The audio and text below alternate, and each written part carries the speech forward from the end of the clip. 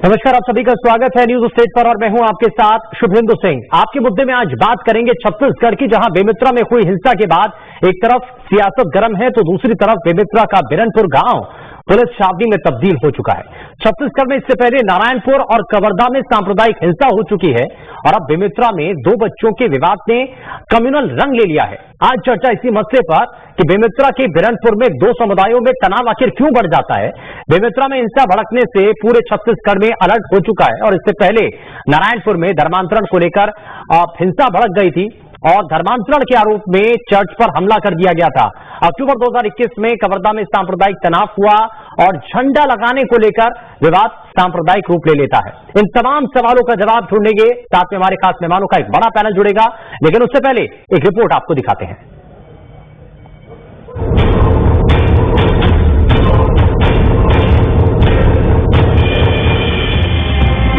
जी हां, छत्तीसगढ़ एक बार फिर सुलग रहा है। अब की बारी है बेमेतरा की, जहां बेमतलब के विवाद ने ऐसा तूल पकड़ा कि क्षेत्र हिंसा की आग में झुलसने लगा।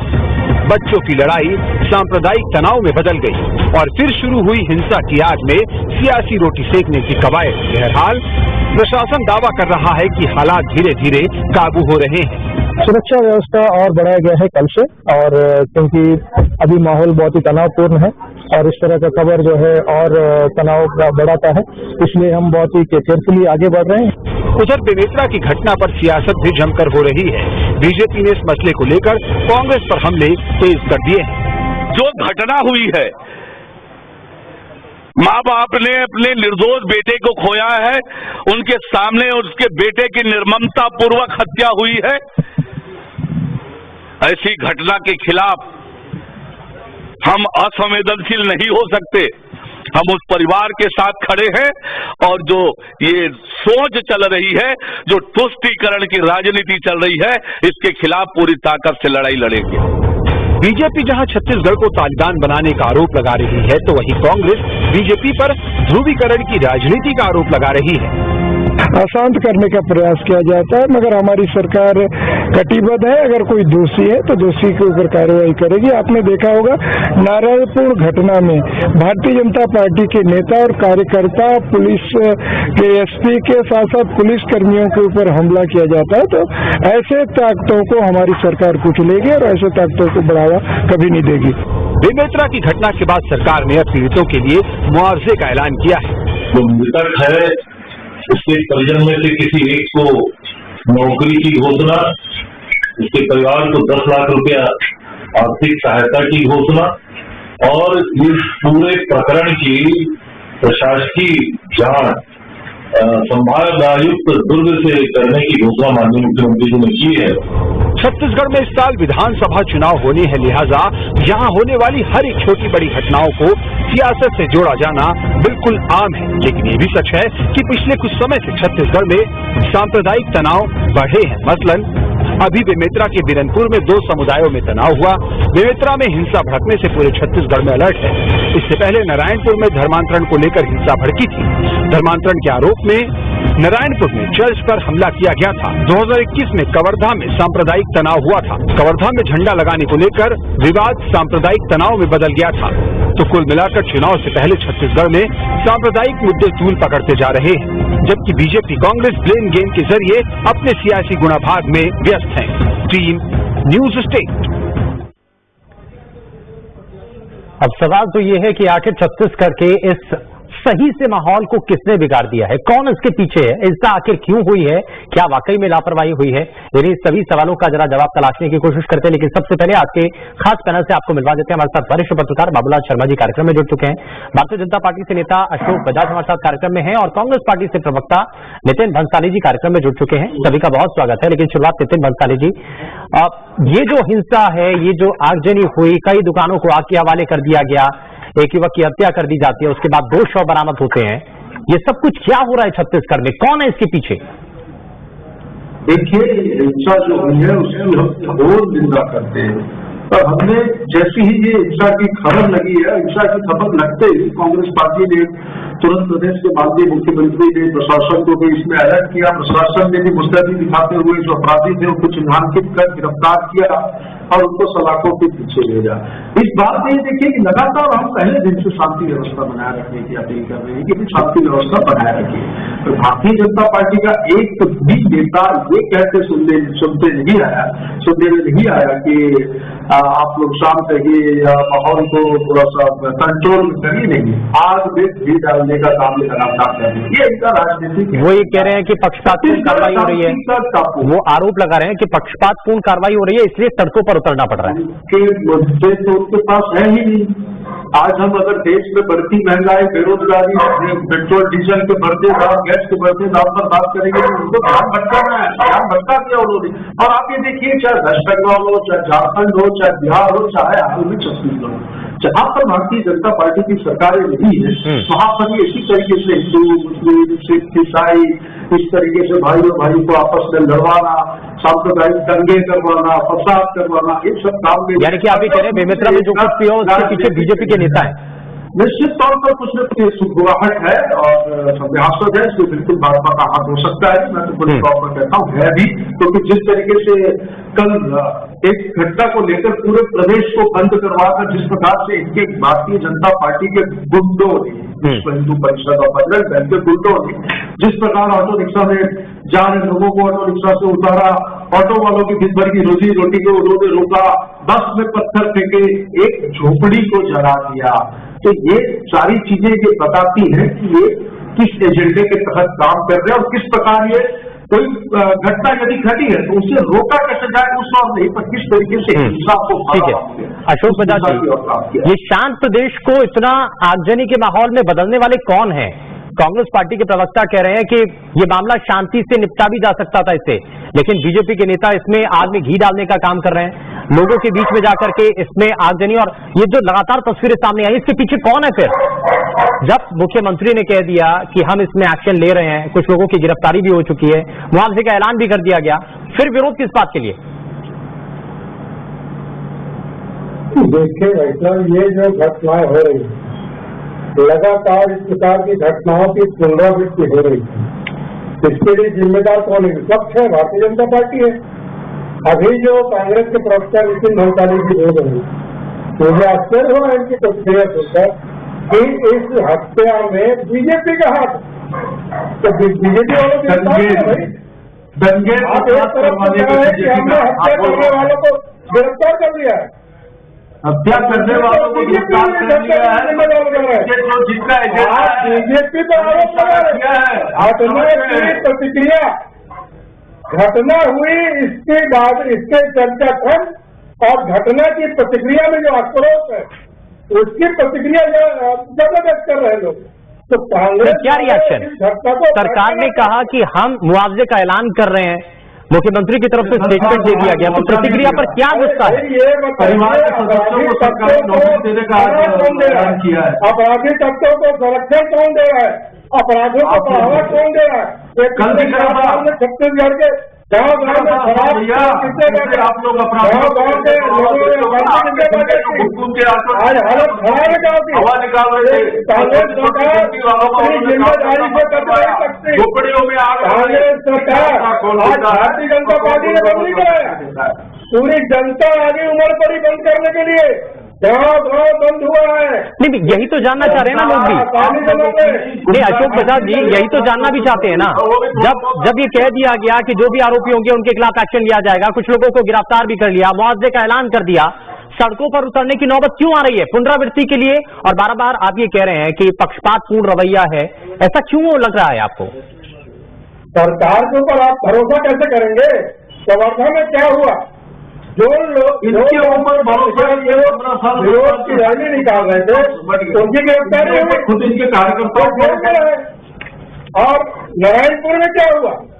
वहाँ धर्मांतरण का विरोध कर रहे हैं, गिरफ्तार हुए हैं, आरोपी है कांग्रेस एसपी का सर पुलिस पे हमला किया। अच्छा बोला आपने, नारायणपुर में भूल गया था। कांग्रेस का हाथ अपराधियों के साथ। अब ये नितिन बंसाली जी कह रहे हैं कि नारायणपुर की घटना का अगर आपने जिक्र भी किया, नारायणपुर की घटना का आपने जिक्र किया, वो कह रहे हैं कि बीजेपी के नेता उसमें शामिल थे।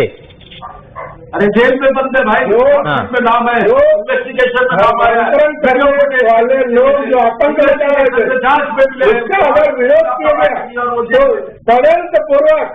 नहीं, आप देखिए ना, आपने पूरे प्रदेश के अंदर बंद करवाया, आपने बंद करवाया, लेकिन उसके बाद क्या हुआ?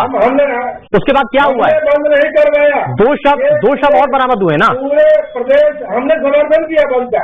हाँ, हमने बंद का समर्थन किया, साथ में तो रहे ना।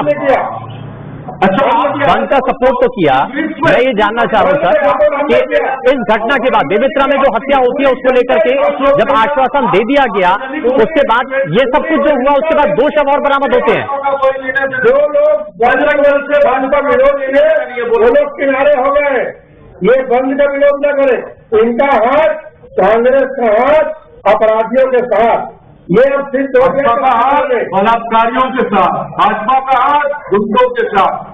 कुछ भी कर लो, कुछ भी कर लो, जो आतताई है, आतंकवादी है, जो दंगा फसाद कर रहे हैं, जो जिहादी आंदोलन कर रहे हैं, उनका आप सहयोग कर रहे हैं। चलिए ठीक है, बिल्कुल कोई सहयोग नहीं।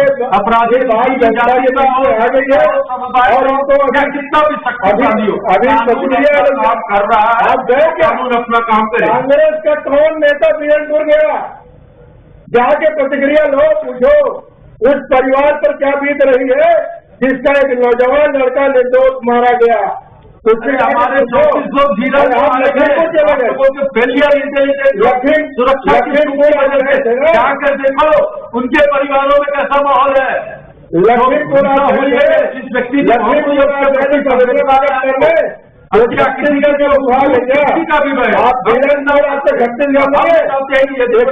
चलिए ठीक है, मैं थोड़ा सा आगे बढ़ता हूँ। मैं इससे बाबूलाल शर्मा जी को जरा जल्दी से जोड़ लेता हूँ। ठीक है, मैं वापस आता हूँ। अशोक जी, नितिन जी, मैं वापस लौटता हूँ जरा।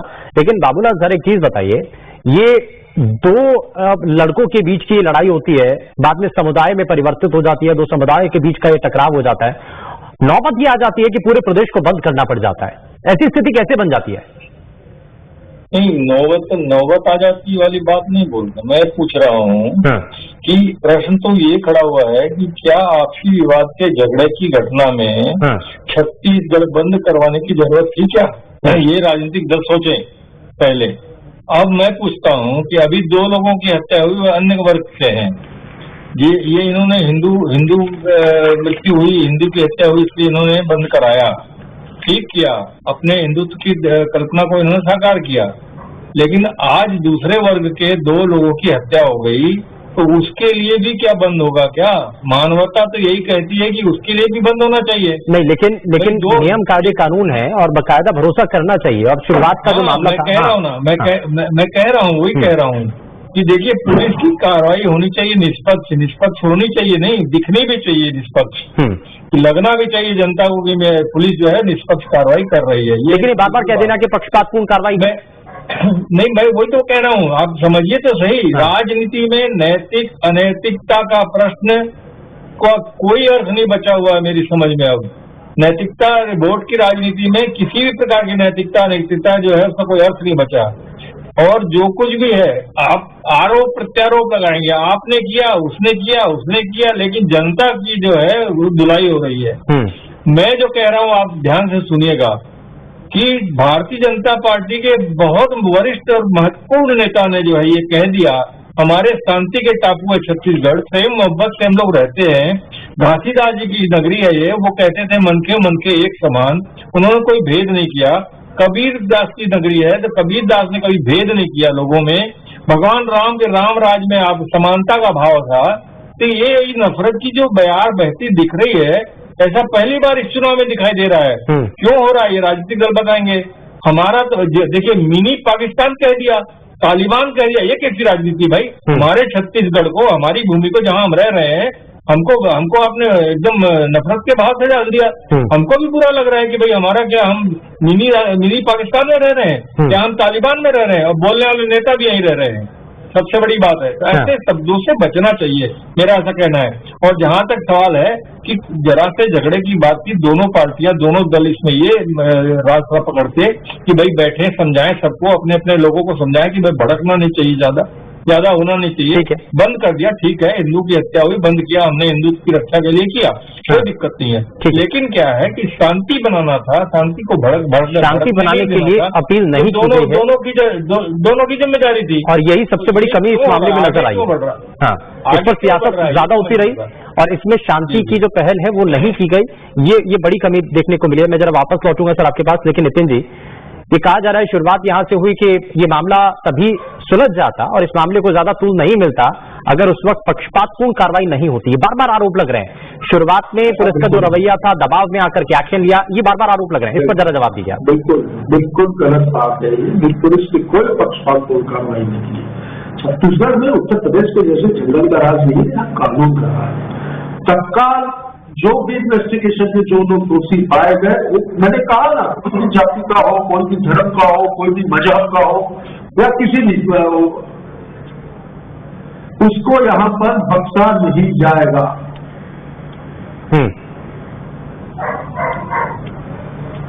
ठीक है, उनके खिलाफ सख्ती के साथ एक्शन होगा और ये साफ शब्दों में कह दिया गया। लेकिन उसके बावजूद भी अशोक बजाज जी, थोड़ा सा तो इंतजार करना चाहिए था। कांग्रेस पार्टी के नेता, मुख्यमंत्री सब ये कह रहे हैं कि एक अपील जो शांति को लेकर के होनी चाहिए थी, आप सड़कों पर उतर आए, आपने शांति बनाने के लिए तो किसी से नहीं कहा, और उसके बाद जो हालात बने हैं पूरे प्रदेश के अंदर, उसका जिम्मेदार कौन होगा फिर? भाई साहब, बार बार घटनाएं हो रही हैं। रायपुर चाकूपुर कहलाने लग गया है। रायपुर शहर में कब कहाँ कौन किसकी मौत हो जाए, कब कौन किस अपराधी का शिकार हो जाए, कोई भरोसा नहीं है। केंद्रीय गृह मंत्रालय की रिपोर्ट और एनसीआरबी के आंकड़े बताते हैं कि आप रिपोर्ट पढ़ते रहिए, रिपोर्ट पढ़ के उसी में मगन रहिए।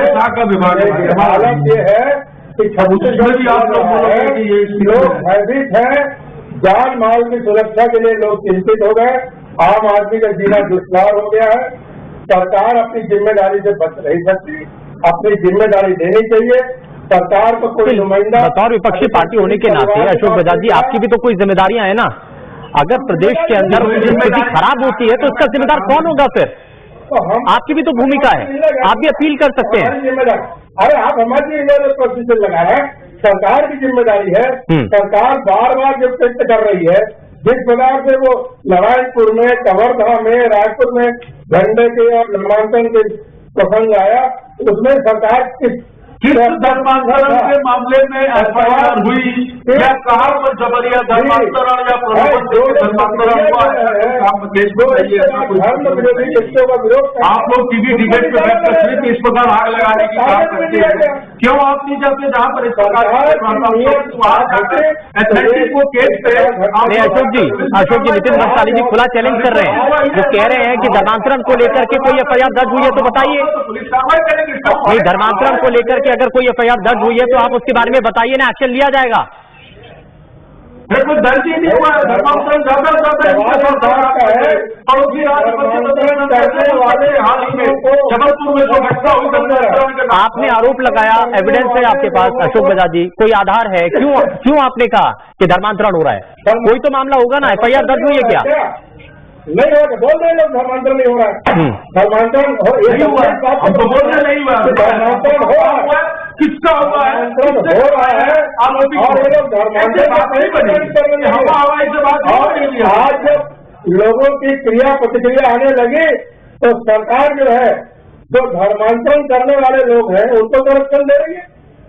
आज देख लीजिए आप, जिन लोग भोले भाले आदिवासी हैं उनको सरकार कोई संरक्षण नहीं है। नहीं, अगर इसमें पुलिस की जांच नहीं हुई है, कमेटी का गठन भी कर दिया गया, एक हफ्ते के अंदर रिपोर्ट भी पेश करेगी कमेटी, तो उसके बावजूद हम क्या चाहते हैं? कमेटी का गठन हुआ है, साथ माननीय मुख्यमंत्री जी ने जांच सरकार के लिए जो सरकार 10 लाख रुपए मुआवजा दिया गया है और सरकार सचिवों को सरकारी नौकरी जवाबदारी है। सरकार जवाबदारी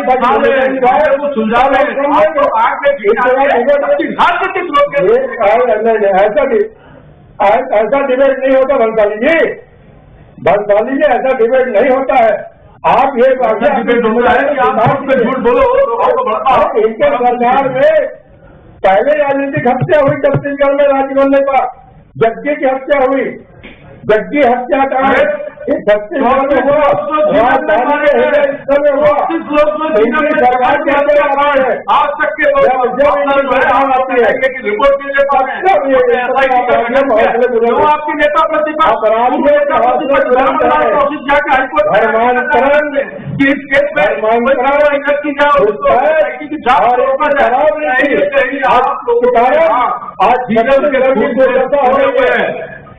ठीक है, मैं ठीक है सर, ठीक है, मैं जरा वापस लौटता हूँ। अच्छा, मैं एक सवाल और कर लेता हूँ जरा अशोक जी। एक सवाल नितिन बंसाली जी ने उठाया था कि इस मामले को लेकर के भी शंका है, एक संदेह है कि इसके पीछे भी बीजेपी के नेता होंगे। नारायणपुर का घटना को लेकर के उन्होंने हवाला देते हुए कहा कि इस मामले को लेकर जो शांति की बात नहीं करने को लेकर उसके बाद जो तस्वीरें हुई हैं, सामने आई हैं, इसके पीछे कहीं ना कहीं बीजेपी के नेता होने की संभावना भी है। आपको भी ऐसा लगता है क्या? क्यों आखिर ये बढ़ता हुआ नजर आ रहा है? रोकने के लिए क्यों प्रयास नहीं किया? कांग्रेस जो है सत्ता के मद में चूर है, सच्चाई इनको नजर नहीं आ रही है। हमारे जब प्रदेश अध्यक्ष महोदय कार्यकर्ताओं के साथ पीड़ित परिवार को संवेदना प्रकट करने जाते हैं तो उन्हें परिवार के गांव में जाकर आग किया जाता है। ठीक है, ठीक है, मैं जरा बाबूलाल शर्मा सर को जरा जल्दी से जोड़ देता हूँ। बाबूलाल सर, एक चीज बताइए कि 2023 का चुनाव नजदीक है और बेमित्रा में जो तनाव की स्थिति है, छत्तीसगढ़ में चुनाव है, यही कारण है क्या जिस ओर आप इशारा भी कर रहे थे? राहत इंदौरी की एक शायरी याद आती मुझे कि सीमाओं पर हलचलें हैं क्या, जरा पता करो कहीं चुनाव है क्या। उन्होंने एक व्यंग किया था। वही स्थिति है, जब चुनाव आते हैं तो चीजें बहुत ज्यादा बढ़ती हैं, बहुत सारे बिंदु जो है वो बढ़ने लगते हैं, बड़े अजीब अजीब बातें आने लगती हैं। मैं जो बात कर रहा हूँ वही धर्मांतरण जो प्रश्न कर रहे हैं, धर्मांतरण तो मेरे देखते में, मैं यहाँ पर मौजूद हूँ छत्तीसगढ़ में, 2000 सन से जब यहाँ सरकार बनी थी जोगी जी की, तो 3 साल जो धर्मांतरण के बारे में भारतीय जनता पार्टी ने बड़े बुरी तरीके से बातें उठाई। 15 साल भारतीय जनता पार्टी का सरकार रही, धर्मांतरण तब भी होता रहा, लेकिन जो है उसमें चर्चा कभी नहीं उठी, एक बात भी कभी नहीं उठी, क्योंकि कांग्रेस का ये मुद्दा ही नहीं है धर्मांतरण का। और भारतीय जनता पार्टी का मुद्दा आया तो भारतीय जनता पार्टी खुद की सरकार थी, इसलिए वो बातें नहीं उठी। फिर जब कांग्रेस की सरकार आई तो फिर से धर्मांतरण का मुद्दा उठने लगा। और कांग्रेस का इसीलिए जो है एक आरोप है कि सबसे ज्यादा चर्च जो है वो भाजपा के कार्यकाल में बने, यही इसीलिए आरोप लगा रही है कांग्रेस। तो ये सारी चीजों को जब आप देखेंगे कौन सा जादू है, ये मेरी समझ में नहीं आता। दूसरी चीज ये है कि हिंदुओं का धर्मांतरण हो रहा है जो कहा जाता है, तो इसी बात में आदिवासियों का मैक्सिमम धर्मांतरण जो आदिवासियों का हो रहा है। अब आदिवासी कवासी रकमा आदिवासी नेता है, उन्होंने कह दिया कि आदिवासी हिंदू नहीं है। मेरा जहां तक ख्याल है कि विवाह अधिनियम और उत्तराधिकार अधिनियम का ध्यान रखते हुए उन्होंने ये बयान जारी कर दिया कि आदिवासी हिंदू ही नहीं है, आप हमको हिंदू धर्मांतरण कैसे बोल रहे हो। ये सब राजनीतिक उठापटक के खेल है। चलिए ठीक है, और वास्तविकता ये है कि ये राजनीति का विषय, लेकिन कम से कम राजनीति का विषय ठीक है, बेशक ना भी हो, लेकिन इस बात का जरूर ध्यान रखना चाहिए कि कौन से ऐसे मुद्दे हैं जिससे प्रदेश के अंदर कहीं आबोहवा खराब तो नहीं हो जाएगी। बहुत शुक्रिया सभी खास मेहमानों का कार्यक्रम में शामिल होने के लिए, लेकिन छत्तीसगढ़ में ये टेंशन जो बढ़ रही है उसको खत्म करने के लिए सबसे पहले प्रयास करने की जरूरत है।